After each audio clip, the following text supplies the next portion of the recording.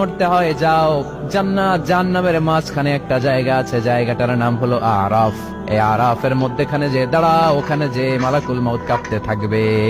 মালাকুল মউত বলবে, আল্লাহ সৃষ্টির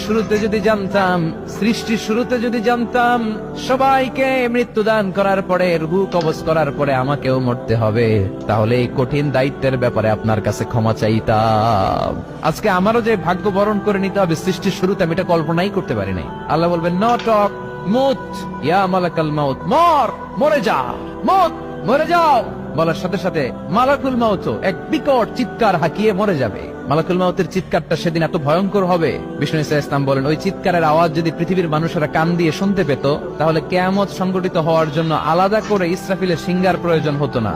ওই চিৎকারের আওয়াজে প্রতিটা মানুষ কানের পর্দা ফেটে ওই জায়গায় লাশ হয়ে পড়ে যেত। এবার ডানে বায়ে সামনে পেছনে উপরে নিচে কেউ নাই, একজন ছাড়া। জোরে বলতে হবে, তিনি কে?